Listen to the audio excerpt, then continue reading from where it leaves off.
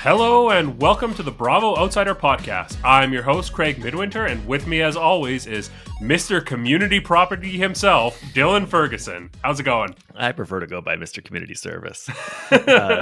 Doing just fine. Mug Gang in the morning. We're doing a morning recording, and but we were eating good this week. There were some good shows this week. I'm pretty stoked about this one. Yeah, it was fantastic, and it was tough for me to follow because it was the Big Brother Canada, which I'm a huge fan of, finale week. There was a 2-hour finale, and just trying to cram in all of the content that I wanted to watch after the kids went down. It was really challenging. So I was up pretty late last night making sure that I was all caught up. Nice. Each week we bring on someone who doesn't follow Bravo to get their takes. This week's guest you might know from the Hunks podcast. It's Rory Fallis. I may be rough around the edges, but baby, so are diamonds. Nice. The use of the word baby in there is what really sells it. I'm not sure who that is. That might have stumped me. Stumped them. Wow, that's rare. That's the first time I'm gonna guess it sounds like it might be a Lisa Vanderpump, but yeah, I don't know. No, who is it? Monique Samuels. Oh, okay. Yeah, that's a good tagline. Wow, yeah, it wasn't bad. Yeah. Awesome. Well, super pumped to have you on the show. We usually start off just by getting our guests previous experience with reality TV, and just let us know what shows you've watched and what kind of comes to mind, or prior to watching these shows, what kind of came to mind when you thought of Real Housewives. Yeah, my previous experience with reality TV, I hadn't watched any reality TV since, season 2 of Survivor, or, Big Brother season 1, early 2000s reality TV. And then recently, the last couple months, just doing a hard deep dive on RuPaul's Drag Race. So really cramming in Drag Race a lot, which is a bit different. That's more of a game show than full reality. It hits some of the same stuff, the drama and stuff is there, but it's more about the contest in the end. Yeah, I feel like that's kind of halfway between competition reality TV and soap opera reality TV. Totally. Yeah. It strikes a really good balance between, like you said, the two core genres of competition and soap opera. Mm-hmm. Love Drag Race. So we've been starting the show off by getting into a bit of a roundtable discussion. So each week I will put out a theme to just generate some general discussion about the concept as it pertains to reality television. This week, Dylan suggested this idea of authorship and how that relates to reality TV. Dylan, since you suggested this topic, I thought you'd be the best person to sort of lead off that discussion. Yeah, I really like the idea of authorship in reality TV. I would have liked to bring it up anyways, regardless of current events, just because I think it's really interesting to look at reality TV as an art form that's at least generally seen to not have an author, to just be something that's created by a team and not have one visionary guiding voice behind it. But then it's kind of got there's different weight to the subject now because there's a writer's strike going on. Mm-hmm. And in our previous episode, actually, Comrade Britt brought this up, kind of jumping the gun a little bit about how there is a complex relationship between reality TV and writer's strikes, because the genre really blossomed in the 2007 writer's strike when it was used. These shows were used as a substitute for scripted TV while the writers were on strike, so they're almost used as scab shows, and that really helped reality TV take off. But it left it with that kind of tarnished reputation as both cheap authorless content and also almost as anti-labor content, because it was used as something to break a strike with.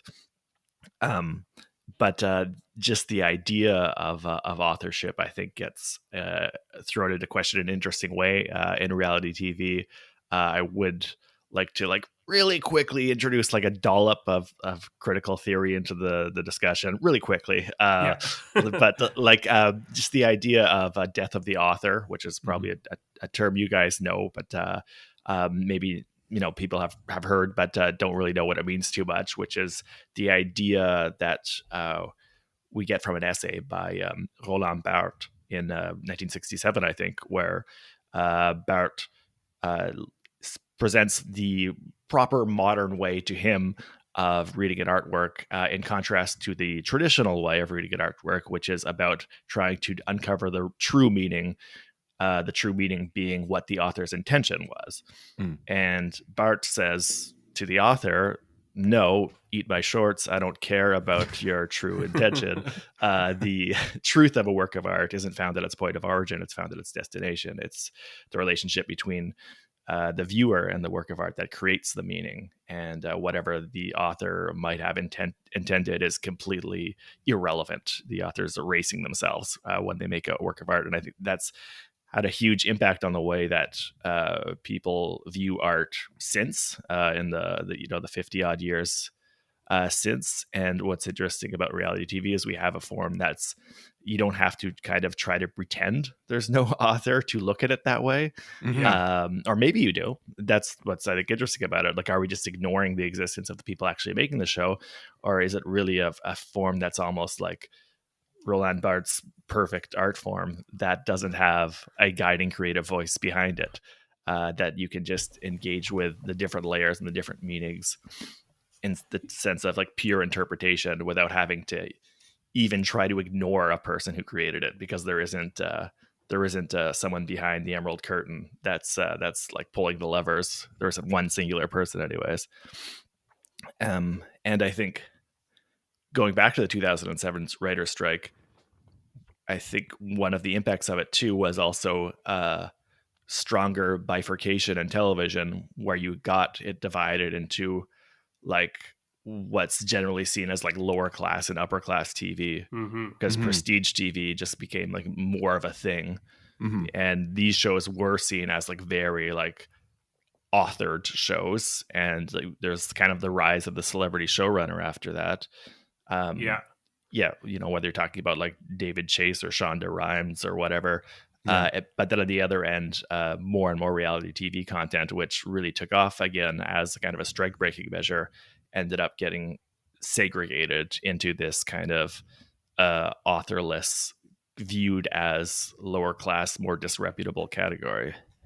Yeah, I think like you're absolutely right, and that was the first thing that came to mind when you brought up this topic, was the fact that in like film and prestige television, the production like tradecraft, I think, gets lost, or the attribution of it gets lost in those mediums in a way that it doesn't really in reality TV, because you're forced to, you don't have like a marquee director or showrunner or writer that you can attribute the talent of a cinematographer or editor to. You have to look at those things, take them on face value, and be like, oh wow, I can see the hand of the editor here, I can see the hand of the producer here constructing these situations and driving the story in ways that would otherwise be attributed to whoever the marquee name is that is associated with this piece of work being their work.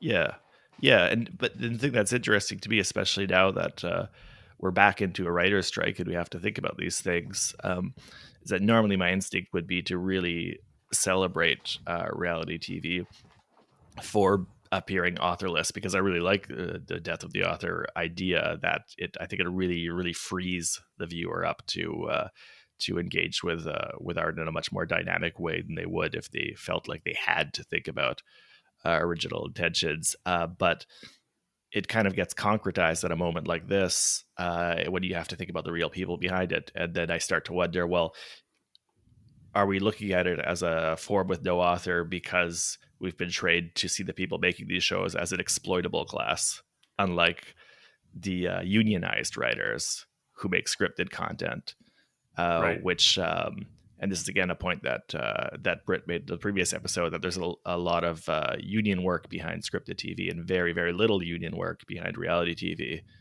And if we really embrace the idea of it being something without authors, are we just playing into the game of continuing to exploit the actual creative, talented people behind these shows? Mm-hmm. Yeah, I think like reality TV has a very like it is just by nature very exploitative. Like we are exploiting people's like personality disorders by watching and enjoying these shows. Yeah. Um, Yeah. so I think there's already at least um, you have to accept you have to be ignorant or accept having some blood on your hands while you're watching these. Like this is Sure. it is like a blood sport. Yeah.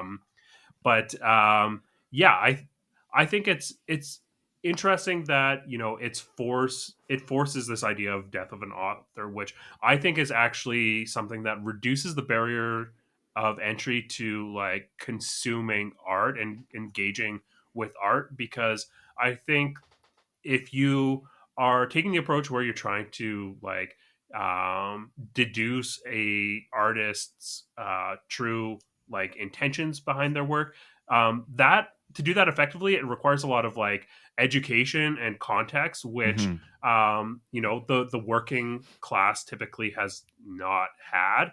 And I think that by allowing people to kind of project their own experiences and really dive into how they relate to the material, that's way more accessible, and it opens up art to the masses. And like engaging with art is a very like valuable thing for just part of the human experience, and so making Mm-hmm. it easier for people to do that and not associating like any sort of like shame or like a right or wrong to Mm-hmm. how people interpret that, I think that's very valuable. And I think that especially when we've got this movement of prestige TV, which is like creating a lot of like fantastic television, there is a sort of elitistness that is Mm-hmm. associated with that. And Yeah. if you don't like I don't even know what the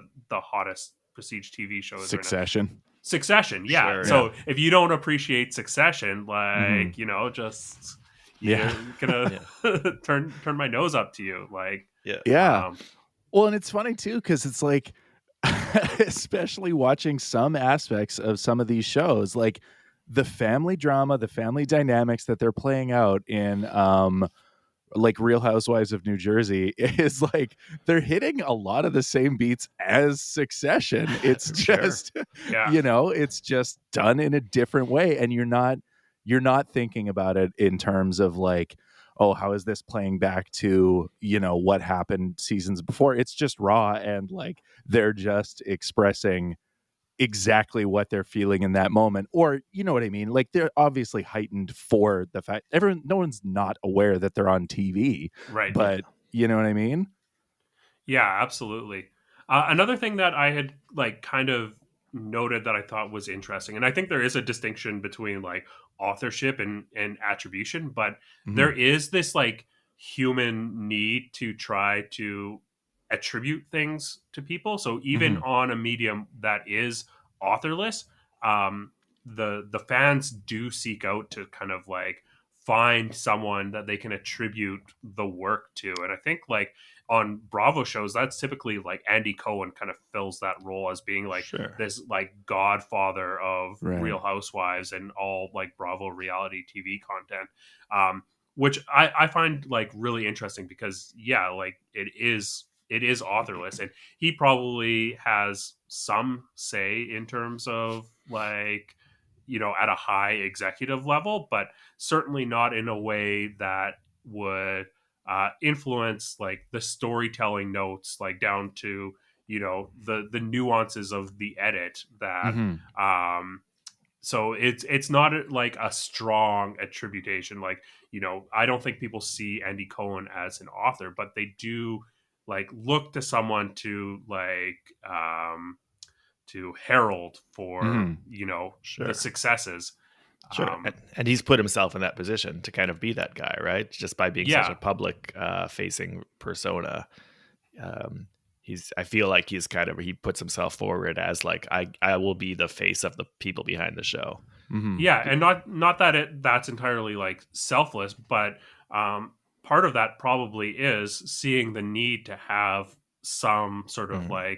like coalescing entity for the fans to really rally around. Because I think, like, yes, as a work of art or a cultural work, uh, Real Housewives and other Bravo reality shows are a very like strong entity. But one thing that I don't think gets talked about a lot is like it has a very like fervent and active and rabid and engaged fan base that I don't think Oh yeah. people think of. Like, if you think of like strong fandoms of like works of art, you think like, Trekkies, you think Star Wars, you think Marvel, but Bravo is huge. Like, there's a huge segment of the population that engages with these very, very like actively and rapidly.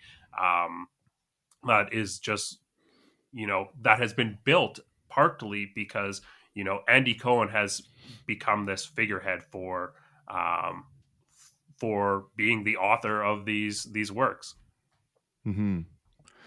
I mean, it feels to me, and like this is coming out, from being the outsider, but it seems more like a guiding, and not one voice, but like, through the edits, through the story producers asking the questions, like it's guiding the story, but it doesn't feel like there's hard decisions being made ahead of time or anything like that. Like it guides the story Hmm. by necessity, not by authorship in that way. Yeah, I think like a lot of the storytelling that production has is it's very like reactive. Like, Hmm. they're reacting to circumstances and trying to, you know, figure out ways to position the story to move forward in a Hmm. direction that is interesting or dynamic or kind of does what they want. They'll At times you can see a more heavy hand of them, introducing information in a way that is, kind of obviously producers. Like, if they bring on a psychic or a life coach is one that we saw like Yeah. introduced. I don't think that was like there was any narrative value in what we saw in Real Housewives of Atlanta in this case.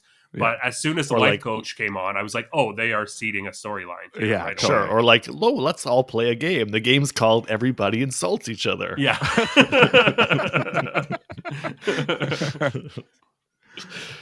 But yeah, and I think if you're trying to find like somebody behind the camera who's really responsible for creating a lot of the things we love about the show, one thing that's interesting about reality TV is a lot of that is going to end up in the editing room too. Instead of it being a Mhm. medium that's created in the writers' room or created on set by a director, a lot of the narratives are clearly being excavated from the edit.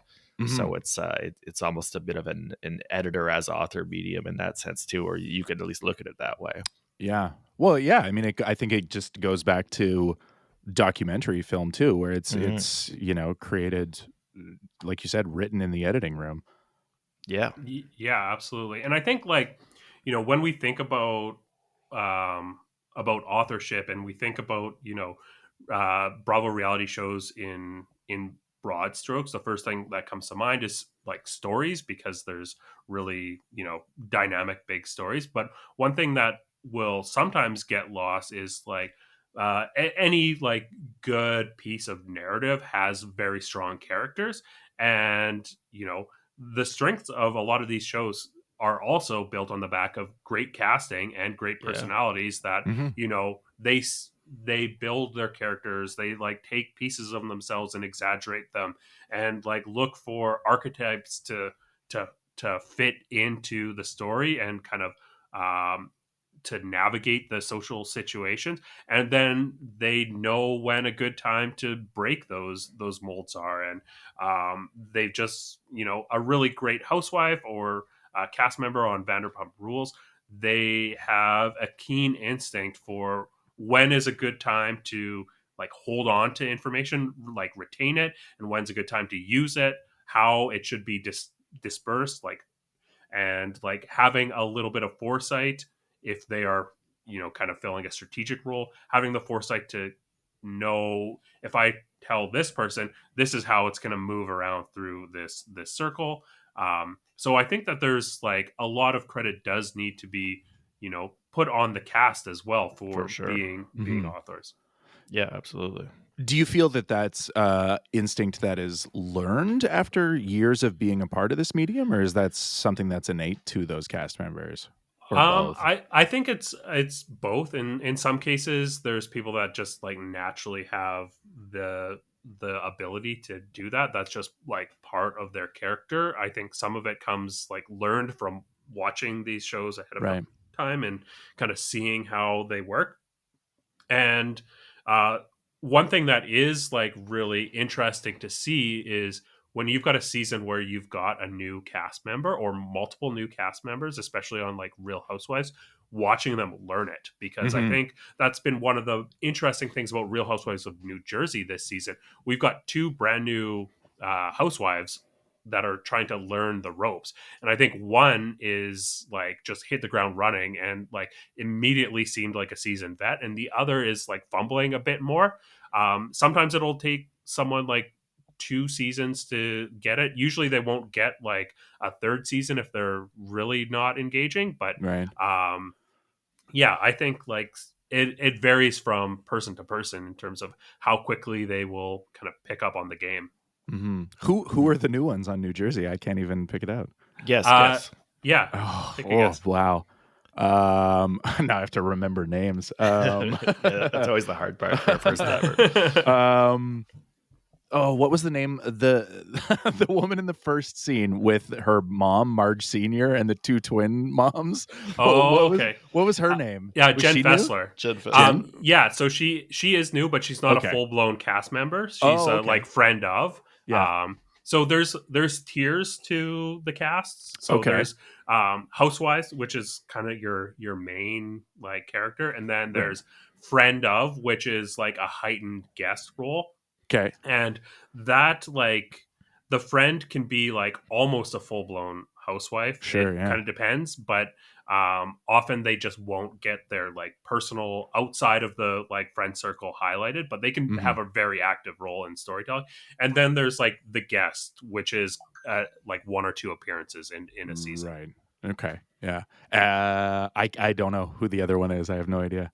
So Danielle is a new one. Oh, okay. And she has like hit the ground running, in my opinion. And Rachel Fuda, who I think is actually at the beginning of the season, I was like, I don't know. I think she's going to be a 1 season wonder, but she's grown on me in terms of like her ability to operate within the housewife sphere. So wow. I'm shocked that Rachel is new. Having watched this episode, she seems to be like have a fully fleshed out storyline. Yeah, this episode and the previous one, they've really been building her story more than they had until this point. Yeah. Do you guys have any other thoughts on authorship? No, I think that's enough critical theory for one Bravo podcast. Okay, I had a couple more points, but go. Yeah. Don't let me hold no, I think we've got a lot to get through. The one thing that I did want to bring up though was these books that housewives write, like that are undoubtedly ghost written by someone. Come on, let's go. Give me some titles. Well, I want to hear more. Well, okay, so given the shows that we have watched, Rory, who do you think would be a New York Times bestseller of Lisa Vanderpump. Okay, I'm not sure if Lisa is. Really? Man, past that, it's honestly a crapshoot. I'd just be firing shots into the air hoping to hit something. I have no idea. Teresa Giudice is like a multiple-time New York Times bestseller. Wow. Which is like, obviously she didn't write these books. Like she is... What? I'm I'm returning all these editions, all these signed editions I've got back here. But yeah, like these are extensions of their character. I think Right. that, like, you know, they still have a hand in shaping these, and I think that it goes again. Maybe this speaks a bit more to fandom than actual authorship, but that these are kind of tools that are used by the housewives to further their characters and engage with fans and build their backstory. And I do think, you know, if you're looking, I think there's kind of two ways that you can look at authorship, or two like levels. You can look at authorship of like the show, or maybe even down to an episode level, but then a more broad like sense of authorship of, you know, the world, like a world builder. And these housewives are definitely very active in the like the world building, because they're creating, you know, supplemental works like Right. these books, and also They're all George's Lucas's. Yeah. They're creating books, and they're creating like music to kind of like build and fill this world. And you know, I do think that we do need to attribute maybe more authorship to these housewives or the cast members than we do. Well, and that's like makes me remember something too, like how much of the drama on Atlanta specifically took place in the social media sphere that they're referencing. That it's just like they are authoring this drama between seasons, where it's like they're giving themselves storylines and conflict to hit the ground running in the first episode that you know they're creating outside of even being on this show. You know what I mean? Yeah, absolutely. And like one of the things that you'll hear from various housewives is, what you don't realize is that there's like 3 seasons of housewives. Like there's are 3 phases to a season. There's while you're shooting the season and engaging in the drama, and then there's when it's airing and it's playing back, and you're engaging with it on social media with the fan base and firing shots at each other. And then there's also, you know, the lull, the lead up to a new season, when, you know, everyone's getting kind of ramped up and like firing shots to sort of seed the storylines for the next season. So are you telling me that Give Them Lala isn't a New York Times bestseller? Oh, you know what? It probably is. Better be. I've bought enough copies. But so I guess the New York Times publishers know how to game the New York Times bestseller. And so what they'll do is they'll do like bulk orders of the book. Like the publishers themselves will buy enough books to make up the gap between, you know, what they think it's going to be distributed as and what it takes to get on the bestsellers list. So I think like there's a lot of authors, not just like on reality TV, but that will use this system and like basically pay to be a New York Times bestseller. Yeah. Oh, sure. I mean, you go to like an airport and look at the books that you're selling, and you're like, how are every single one of you a New York Times bestseller? How did this happen? Awesome. Well, we have a ton to cover, so I wanted to jump right in. Let's hop into Vanderpump Rules, because that has been the hot show this season.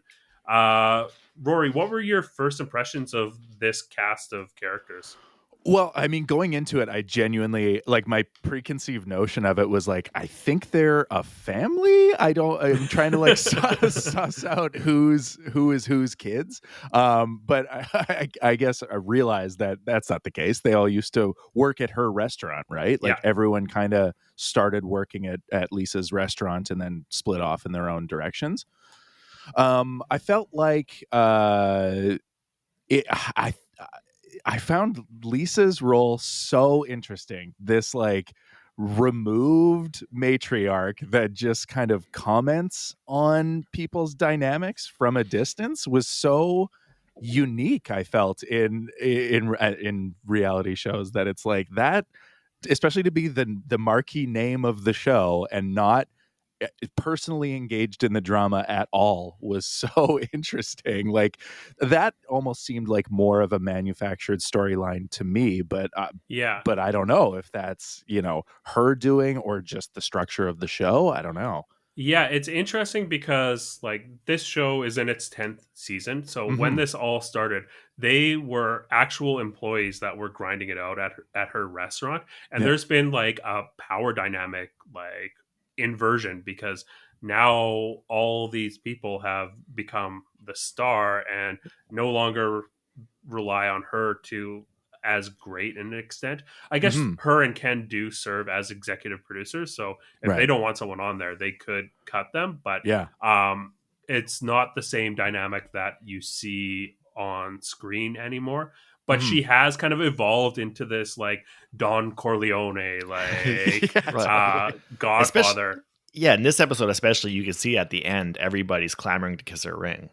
Yeah, totally. Yeah. Even like when James and Allie are talking early, and like I'm gonna introduce you to Lisa, and like Allie has like been around Lisa before, but hasn't had this meeting with Lisa that we have seen happen throughout the seasons, where cast members will bring on their new partners to meet Lisa formally, and it's a very like Godfather style sit down. We didn't get the same like formality that we have seen in the past, but it was still like James is like, okay, well, we need to do this, because I think that this party scene at the end, it was definitely positioned as being like the finale for the season. So the fact that Allie has kind of been around this full season and hasn't had this Godfather moment with Lisa, I think he's like, oh, I'm on the way to the airport, I like pack my toothpaste, pack my toothbrush. Oh, Godfather, sit down with Lisa Vanderpump and Allie. Got to get all those things done before I leave out of town.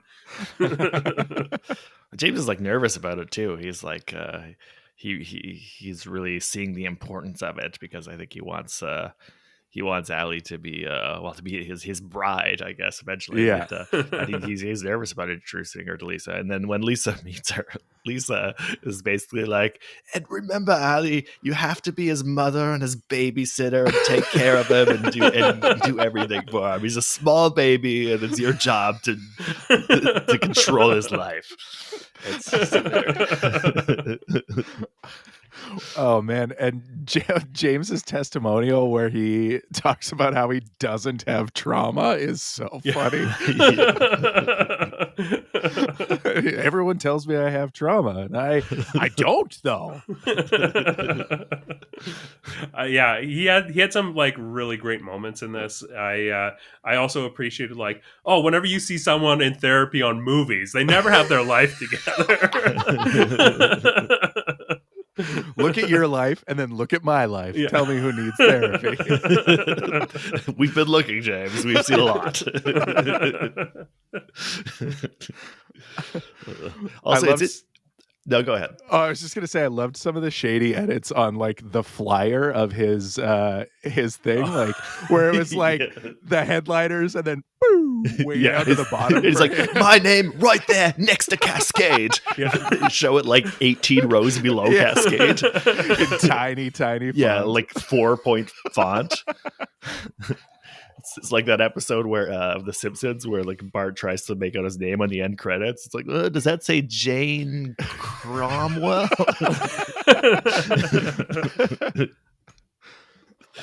It is interesting how you mentioned that like Lisa is kind of hovering above and not involving herself in the drama, because I think she definitely like cultivates that look, but I think she gets more involved in the drama than she wants you to think.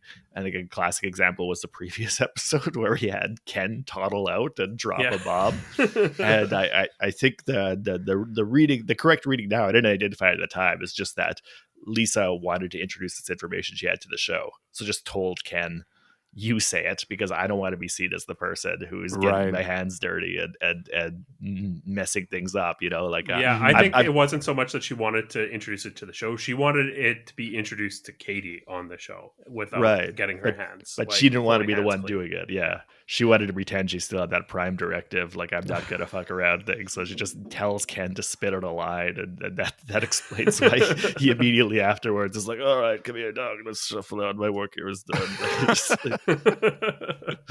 Yeah, it's interesting, Lisa Vanderpump's like role and how it has kind of like evolved on this show. And so she's a former Real Housewife of Beverly Hills, and this was a spinoff of that Right. show.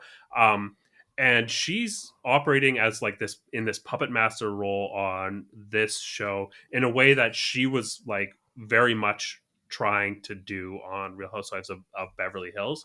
Mm. And this is kind of a bit of a contrast because there is still like a power dynamic that she has with the rest of the cast since she serves as executive producer. She's able to just freely operate as a puppet master, whereas on Real Housewives of Beverly Hills, everyone was her peers. So like, you know, she had friction and like pushback against her trying to do those things if she wasn't particularly like effective and sneaky about it. Like this like Ken coming out and like introducing information that would never fly on Real Housewives of Beverly Hills. Someone would like call that out. Right. Yeah, Katie's not going to say, "Did you put Ken up to this?" No, nobody's nobody's going to question her on this show. They're all our children. Any other characters stand out to you? Oh, the Tom Schwartz. I mean, the two Toms together, I like their dynamic quite a bit. Like, because I cannot get a read on how old these dudes are. Like, I assume they're late 30s, but like based on their behaviors, I'm like, are they 22? Like, you know what I mean? Like, they're like Tom Schwartz's edit of hiding behind the plants and then like sad, goofy dummy outside after yelling, like being involved in this fight with his ex-wife and current not girlfriend outside and then just sitting there whistling is so funny. I'm like, hilarious. This is like, yeah, couldn't tell how old that dude was. Yeah, Tom Schwartz definitely seems like he froze his personality at age 20. Yeah, totally. And now he's like 40 years old and still acting. I would say 14. Like, yeah, he's still trying to use that puppy dog way of getting out of things and not taking accountability. Yeah. But yeah, this like hiding behind the ferns was like really funny. I loved how as this escalated like prior to, and everyone could hear the noise coming from this area. We just got a very quick like shot where we hear someone say, "Oh, Schwartz, you should probably get in there," and he's like, "No."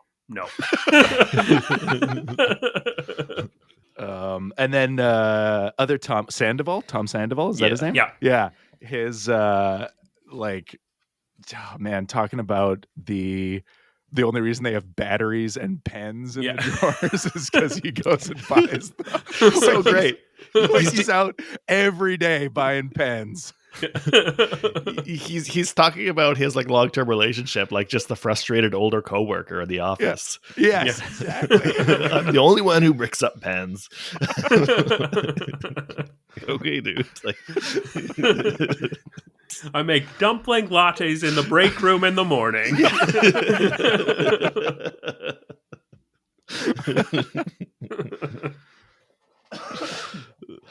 Oh man. Yeah, though the two Toms were the standouts for me, and their dynamics with their partners and ex-partners was the focal point for me for sure.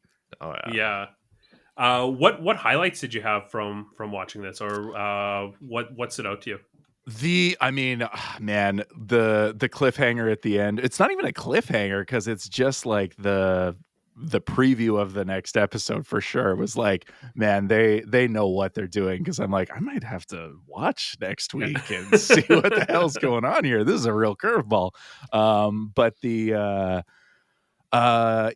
relationship between the two Toms and their partners and exes was definitely the most gripping. And then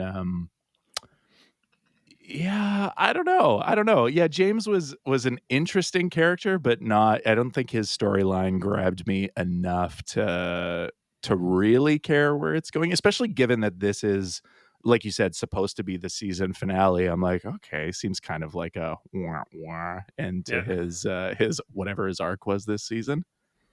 Yeah, it's interesting that you bring up the the teaser at the end of this. Mm-hmm. Um, so some context on this. This season was like wrapped. Production was wrapped on it, and then this scandal broke out that Tom Sandoval had actually been sleeping with Raquel for Yeah. like months and months and months, and so they brought production back into gear to like kind of capture the fallout. So this definitely was like the season finale as it stood at the end of shooting the season. But then this next episode that we get is kind of the fallout for this Mm-hmm. scandal breaking. um so yeah, it's going to be very interesting to see how that in particular plays out, because I think that you know it's been the source of a lot of the way that a lot of people are reading into this season. How could And it not be? yeah, absolutely. Yeah. It's yeah, I don't know. It's interesting watching. Like, I wonder how much they changed the edit of some of these episodes with that information. You know what I mean? Because like the material is there, but they're really focused on Schwartz and Raquel. But I think they're seeding.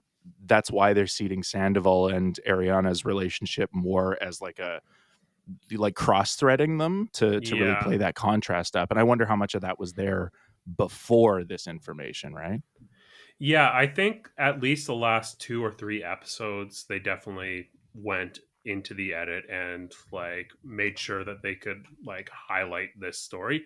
But Hmm. prior to that, it was a this like coming of age story of Raquel was the path of the season. So it has been a really interesting pivot to see her like, it was kind of like the arc of the season was like, oh, Raquel's trying to figure out who she is, like, who she actually is after aging out of pageants and Hmm. after exiting this relationship with James, and to now have this answer to the question of her being this manipulative villain Hmm. is very, very unexpected, even by like a lot of reality TV standards.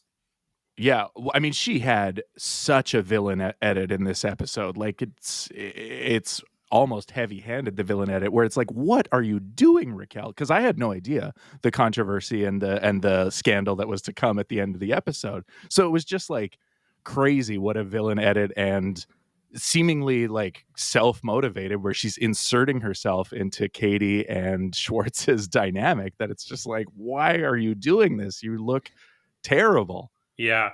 And this episode in particular, like, is where I think it's probably the first time where it was like, okay, they are specifically painting her as a villain. And I Mhm. thought that we got a really great moment at the beginning that was fan service to the people that have been following this scandal. Because one like item that you think of when you think of the Scandival is Mhm. these lightning bolt necklaces that Yeah. that Tom Sandoval has and Raquel have, that is supposed to represent their love for each other. And we see her buy this necklace, and we see her like put it around her neck, and it was very much like, okay, put the hood on, and now this begins my villain edit, and it Oh was yeah.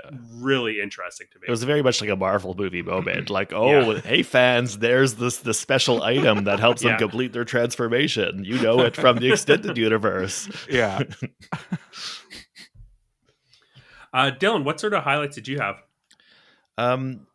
My favorite part was that we get to see Tom Sandoval and Ariana's relationship a bit more. You know, these are the kind of things I really keep coming back to this show for. As fun as the cheating on each other is and shouting at each other is, the real meat of Vanderpump Rules for me has always been watching the relationships mature and sour. And I really like the conversation between Sandoval and Ariana as like just an example of like a later stage relationship talk where it's like just been stagnant for a while, and Mhm. where they've just kind of, as Schwartz I think correctly points out, have become roommates at this point. Yeah. Yeah. um, but it's interesting how that, because they've been together for so long, they are actually like really good at talking to each other, and really bad at influencing each other in any way. And I feel like in a young relationship, at the start of a relationship, you can like have so much impact on the other person with like an inarticulate grunt. Like you can suck at talking to each other, but still like really influence each other. And then you get to this later stage, and you can't really do anything about it, but you're really good at talking about everything. You get really good at knowing how to describe everything to each other, but unable to like find a door that'll lead to like something better. And just the attempts to try to put into words what it is you want. And Ariana's great line about like, we used to listen to the War on Drugs and do the dishes together. That's that kind of hyper specific like long-term relationship detail that like really sells it for me. For sure. Yeah. Well, and then they're such wildly divergent what their versions of quality time are. Such polar opposites, like couldn't be further from each other in that way. Because Sandoval, they put the question to him, and he says like, do mushrooms and watch the sunrise. Go hang gliding. That's quality time. Hang gliding. I like that things have gotten so bad that like Tom thinks that Ariana doesn't realize that he likes Beyonce. Like that was one. I love that. It's like, we don't even listen to the same music together anymore. Are you implying I don't like Beyonce? Also, like doing mushrooms and watching the sunrise sounds awesome. Doing mushrooms and watching the sunrise with Tom Sandoval sounds terrible. Can you imagine how annoying he'd be? He would just be like taking his shirt off and doing karate kicks and saying dude 16 times per second.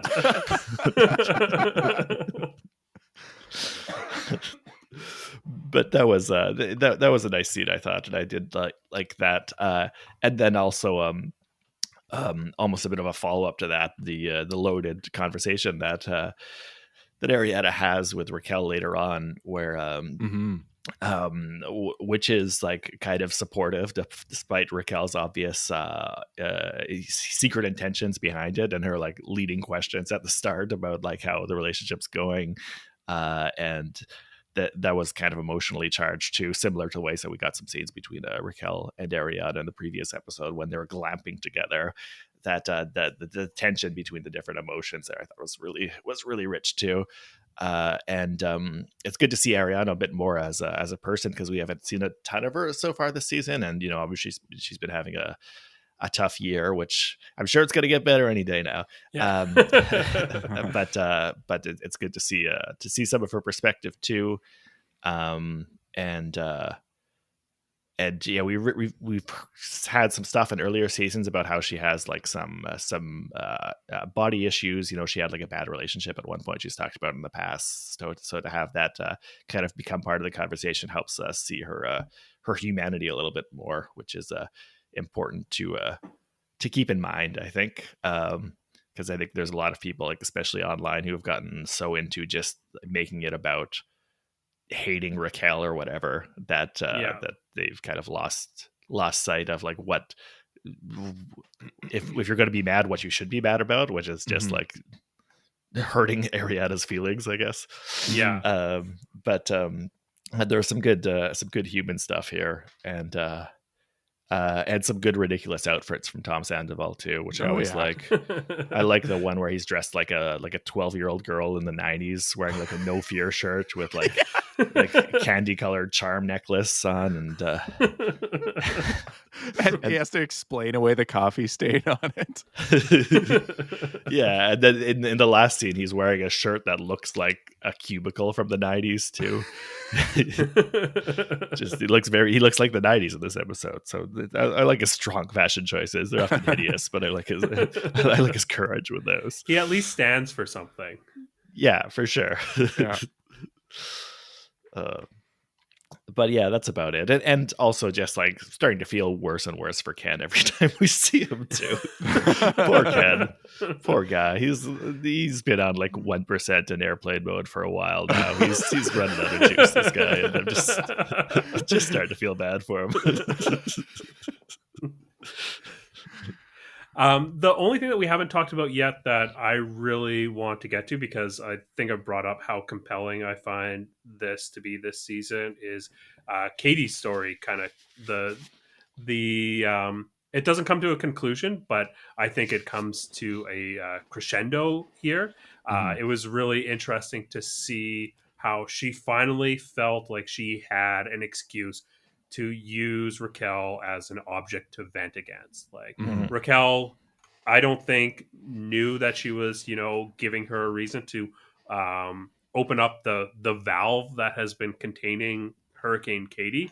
But it was awesome to see just how much of that anger that she had at Tom Schwartz just outlet against Raquel. And she's been just waiting for an opportunity to do this. And I think like Schwartz is not a super smart guy, I don't think, but he was smart enough and he had been with Katie long enough to know, I'm not going to go over there because this is anger towards me that, Raquel can take this.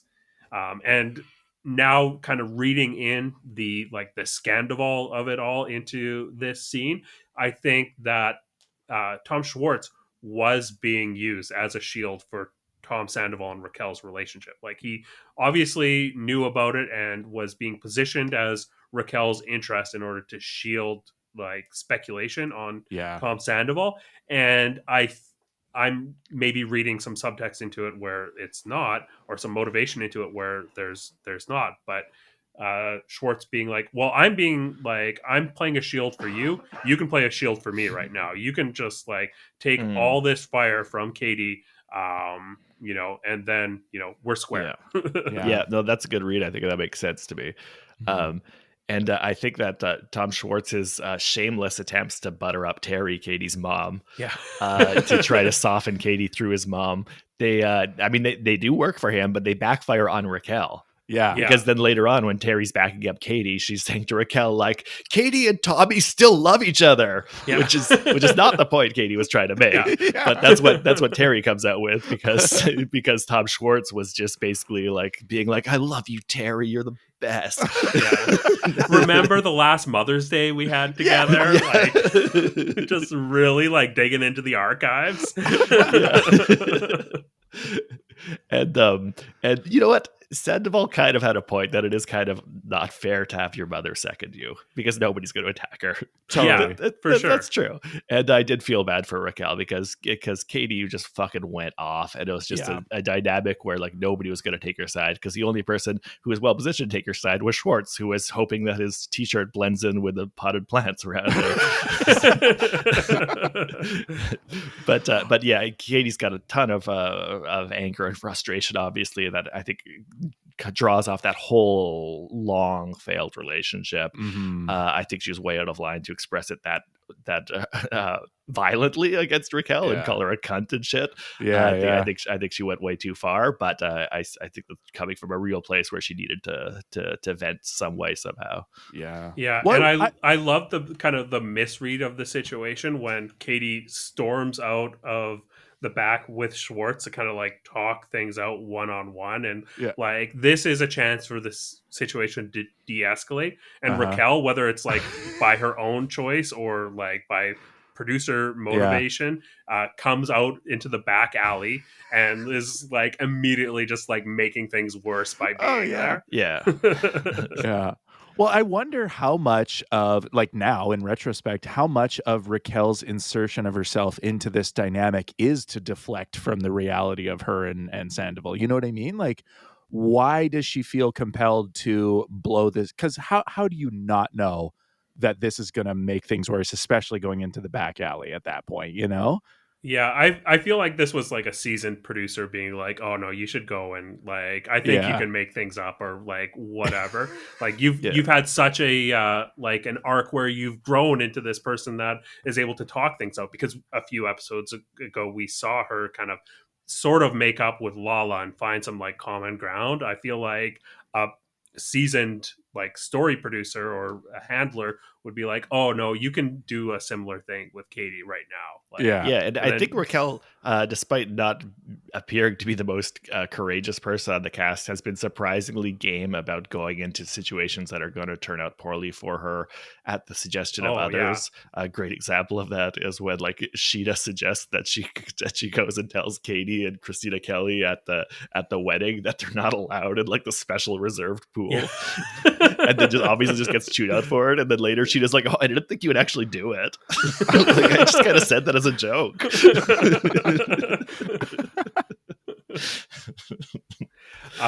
Another thing that I really loved about this scene was the fact that we got a return to the alley behind Sir, which is such an iconic location that Mhm. we haven't seen in a few seasons, but it's such an iconic location for Vanderpump Rules. It felt to me when I saw this go there, I was like, oh, this was initially not just intended as like a season finale. It felt like a series finale, that they were like, okay, this is like the bookend that we need to kind of close things off if this show is not going to get renewed, because Vanderpump Rules prior to this season was kind of on life support. So Mm. to see this bookend um, with a location that longstanding fans are very attached to seeing lots of drama go down and lots of heartfelt discussion and so much history there within the context of the Mm. show There's gonna be a was plaque there really, someday. yeah. And I also loved how it was cut, because, right after Katie kind of like blows up in the Sir alley, she marches back into the door, back into Sir. Vanderpump Rules is back. And the next shot that we get is like of a door inside Sir. And you completely expect Katie to come in, but we get Lisa's birthday cake and people singing happy birthday. So good. Yeah. Also, kind of furthering your theory that this was intended to be potentially a series finale is just like how kind of like long-winded Lisa's stirring summing up speech Yeah. was, where she's like, "Oh no, you didn't. You're not saying it's my birthday. Oh no, it's not about me. Don't point the cameras at me. Anyways, here's my speech." Like, just like, launches into a fucking Kurt Russell miracle style speech. Yeah. And also she was like so concerned about Schwartz also being there. Yeah. Like, definitely was like, okay, we're wrapping this show up. This is the Yeah. last hurrah. Where's Schwartz? I need him there. And Katie's Yeah. like, "No, you don't. I'm here. I'm here." And just like fucking stands up and hovers over her. Like, "Pick me, teacher." Did you guys have any other notes about Vanderpump Rules that you wanted to go over?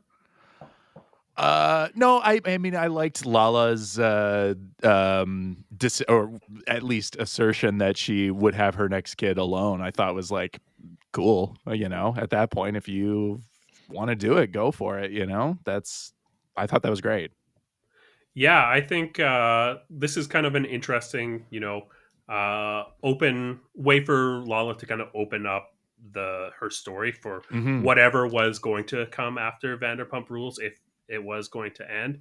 I thought, yeah, that was interesting to me as well. Also, shout out to Lala's bejeweled hamburger purse. Yeah. It's very Lala, like very like glittery and extra, and also just corny as fuck. Yeah. All right. Well, we've got lots to talk about still. Let's move on to Real Housewives of New Jersey. Rory, what were your highlights from Real Housewives of New Jersey? Oh man, the biggest highlight for me was the first scene with the twins, the old twins. Oh my god, just this as an introduction to what this show is. I was like, this show is full of characters. If this is the way this starts, holy shit, is it exaggerated? You know. Unbelievable. Cassie and Mazzy. Wow. Oh, I loved it. As like structured as Vanderpump felt, especially with Lisa's speech at the end, it felt like scripted television almost. Yeah. This felt like, okay, we are watching some weirdos being weird. Yeah, I really love this. I think like Dylan, I think it was Dylan that described Jen Fessler as having like Jerry Lewis energy.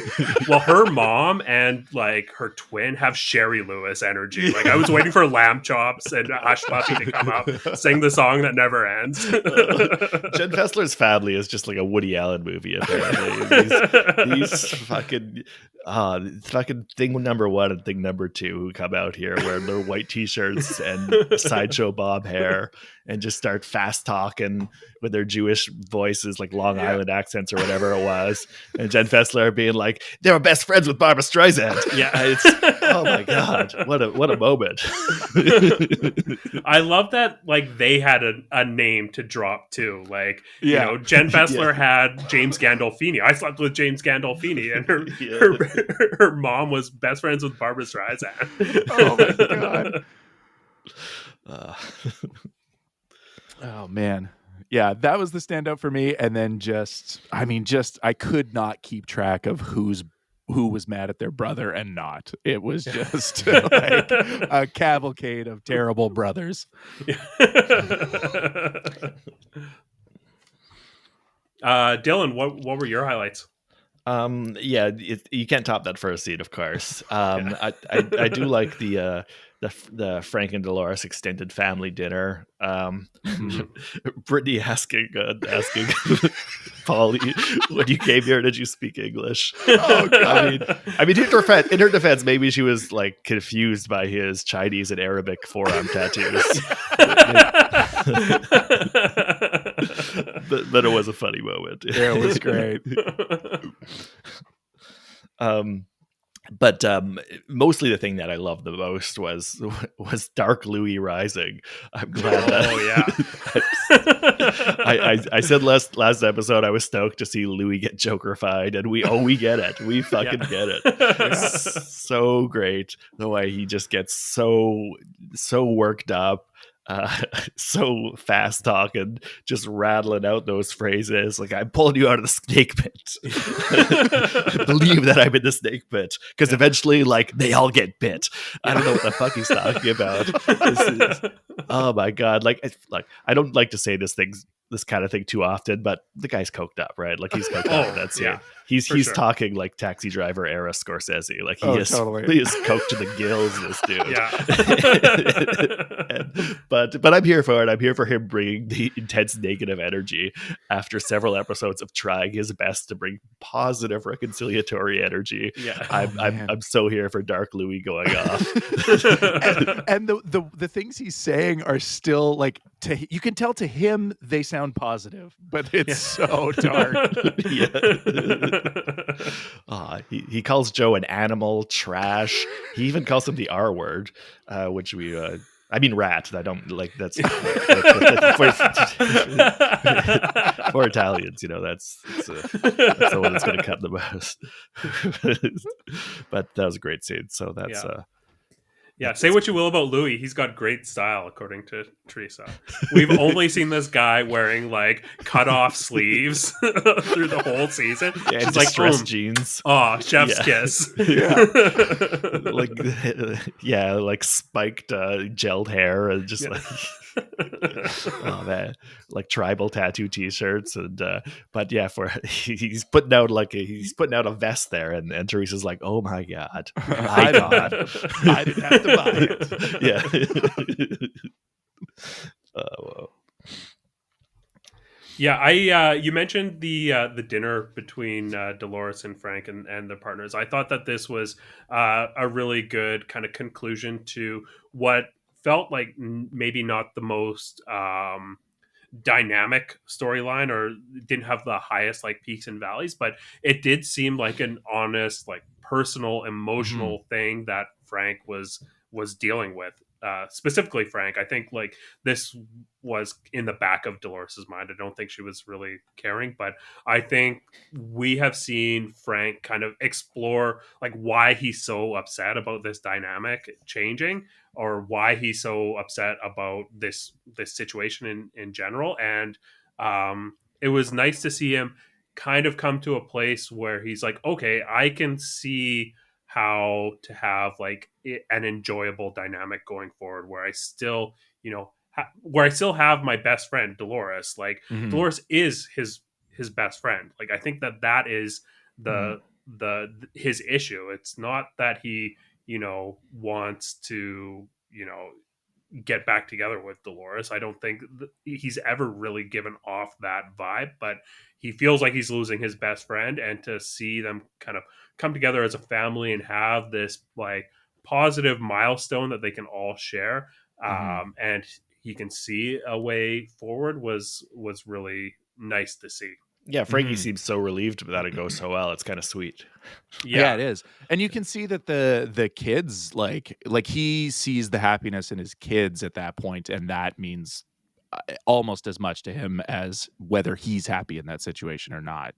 Yeah, for sure. And I think like some of this was the fact that I think that Paulie needed to give a little. Like Mm-hmm. he needed to just be around Frank, and so that Frank was somewhat comforted in the fact that this family dynamic that they have is not going away. So yeah, it was really interesting to see. And I also loved how when they're talking about having some sort of event, Paulie suggests having an Irish party. Like Yeah. this is just like so like core to him, which I like I kind of get, but just so funny that he's really pushing this Irish thing. And Dolores is bringing a cast trip to Ireland, and that's not enough like shamrock for us. We need to have an Irish party. Nobody's messing with her pot of gold.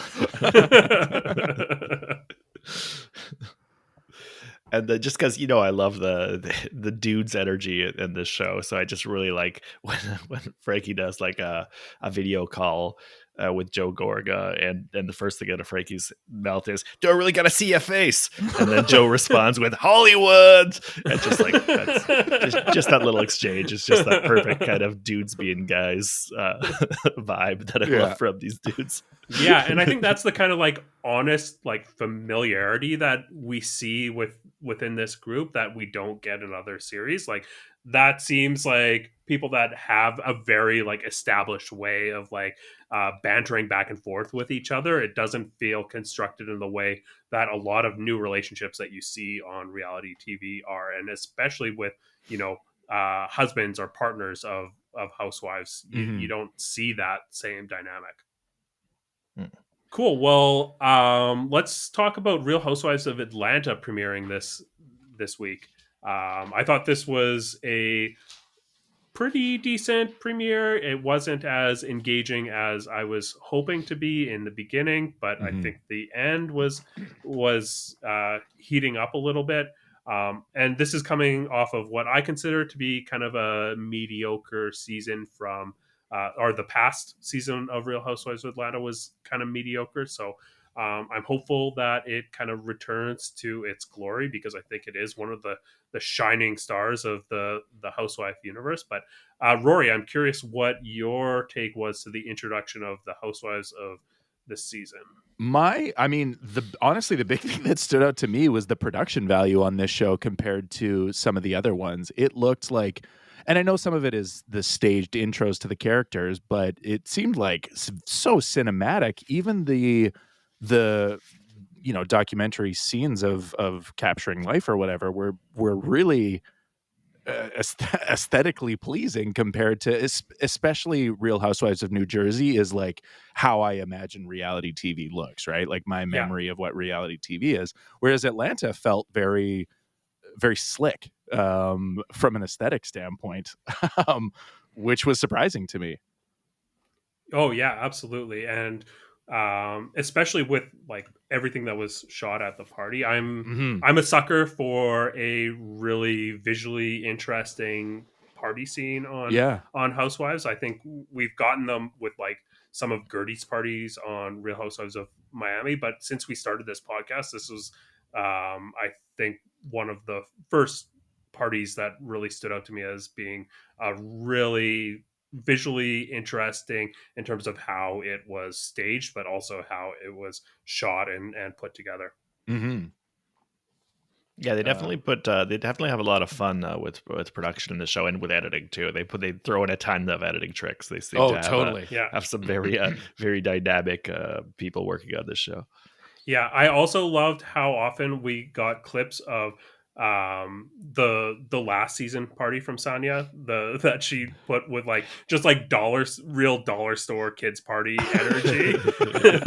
And obviously she's like compensating for this by spending $100,000 throwing this party. Yeah. Like that figure when she throws out $100,000, I'm like, whoa, that's so over the top for a party. The other thing that really stood out to me on this one was the dudes, like the husbands, partners, whatever, and how kind of removed they seemed, especially compared to New Jersey. Like you said, New Jersey, they've got their dynamic. It's the dude dynamic, but they're present in the storyline. In Atlanta, they seem to be almost props for story, not really engaged in the story in the same way, which which makes Martel's dynamic stand out all the more, where he's just like, I'm here too. Here I am. You know, he's always right there. And he's so like speaks to that performer as author in that sense, where he is aware that he's like, I'm on TV. I'm getting my screen time on this show as well. This is Martel's brand. I'm furthering my brand here. Let me be on camera at all times. Yeah, it's interesting because, like you said, I think there's a certain reluctance that is very common among like husbands of Real Housewives to be participatory in the show, let alone the drama. But yeah, Martel is here to further his brand, and you know, I'm guessing that we are going to get some further questions about his motivation in terms of being with Shari, Totally, as being an opportunist, as Candy has kind of like called out. Yeah. Well, I was curious when like him sliding into, was it Sonya's DMs? I think it was Kenya's DMs. Kenya's DMs, yeah. I'm curious when that happened. Was he just like sliding into Atlanta DMs? Everybody on the show, seeing who bites. Just like, just hoping for a bite. I got to get on this show. I mean, yeah, after you've been on Love and Marriage Huntsville for 6 seasons, it's time to upgrade on the Oprah Winfrey Network. Yeah. Craig, do we have a correspondent at OWN Outsider who can patch in to give us some thoughts about Martel from Love and Marriage Huntsville? But no, I'm really interested to see where we go with him, because he is like he does seem like a big personality that everybody's raising their eyebrows at. So that was probably the thing that that promises the most for me going forward is this Martel guy, and like, let's see what he does. Yeah, for sure. Another new addition this season to the dynamic was Courtney, the Shari's like friend of, with very chaotic and, as Candy described, like crazy energy. That's one way to introduce yourself to a show, like just like a warbling scream as soon as you enter the door. Just, oh my god, I'm not gonna lie, she got on my nerves right off the bat. Like we're just introduced to her, we hear her before we see her, going like, hey, and then she does that like a couple more times. That was like, I mean, like it sounded like some kind of bird call, and I'm a bird guy. Look, I got some birds behind me. I got some Autobot prints.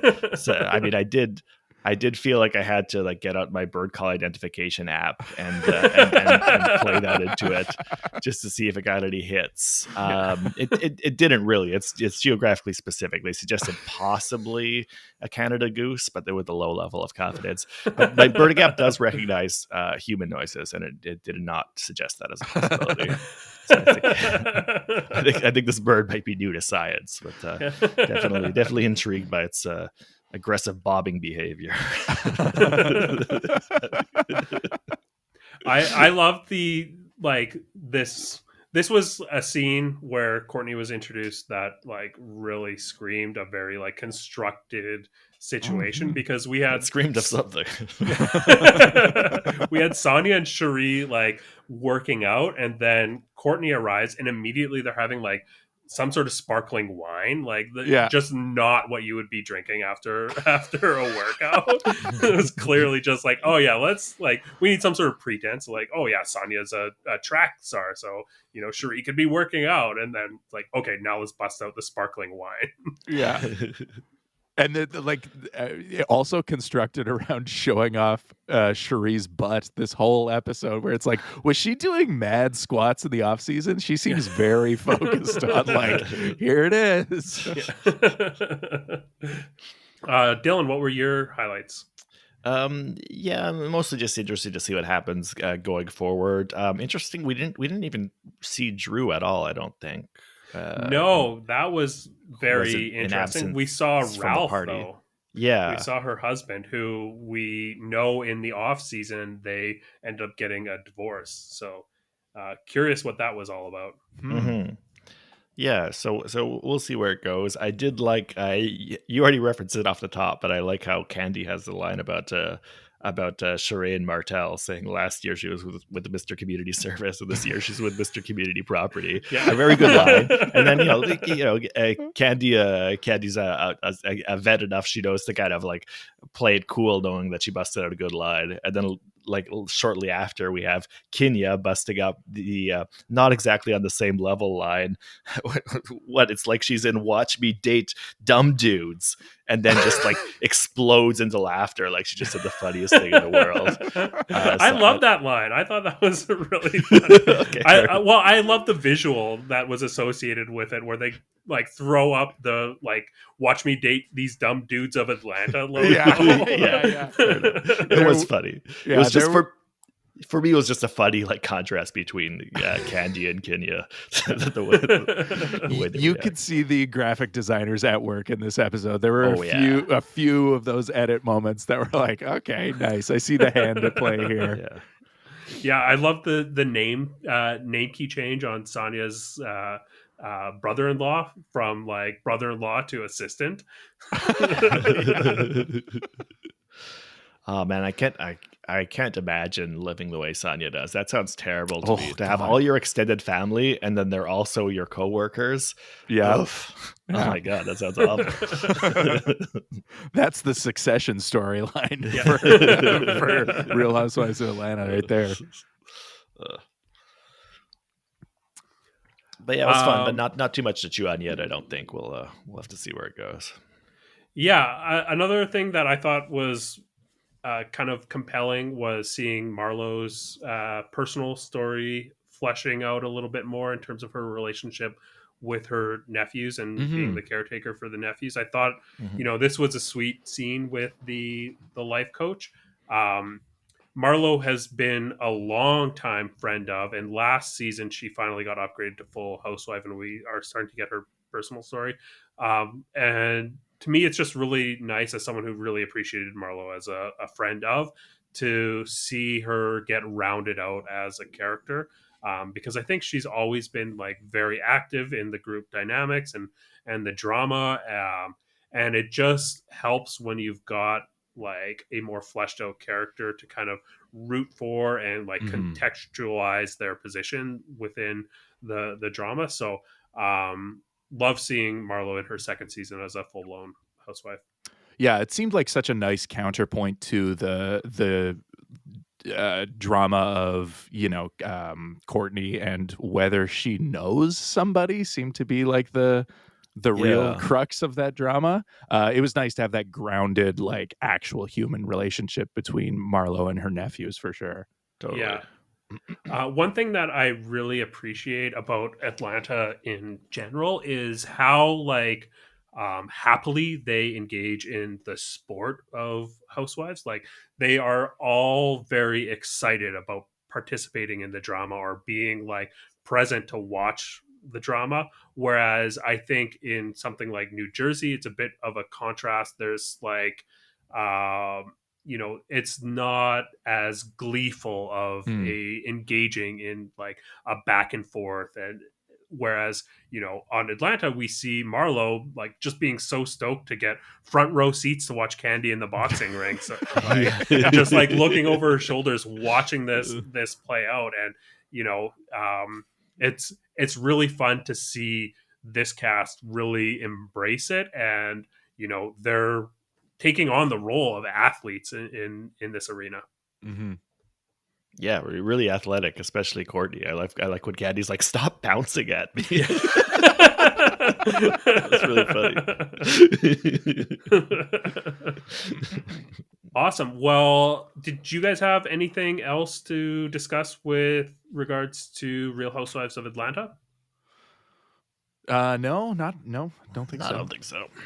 Awesome. Well, I think that about does it for this episode. Thank you so much for joining us, Rory. This has been a blast. You want to let everyone know where they can find you?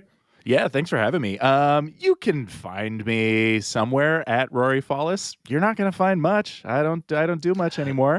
You could find my podcast, the Hunks podcast, at Hunks Comedy on Instagram, all that places you'll find the podcast. Yeah, that's your best bet. Awesome. And Dylan, how about yourself? Yeah, nothing new.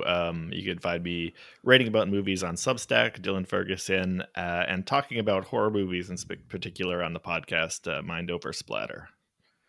Awesome. That's been Bravo Outsider. You can find us online at bravooutsider.com, on Twitter at Bravo_outsider, on Instagram at Bravo. Let me make it clear that I'm doing the Twitter, because I don't want anybody to hold Craig responsible for anything that ends up there. You can listen to us wherever you find podcasts and watch us on YouTube. Until next time, keep on wifing.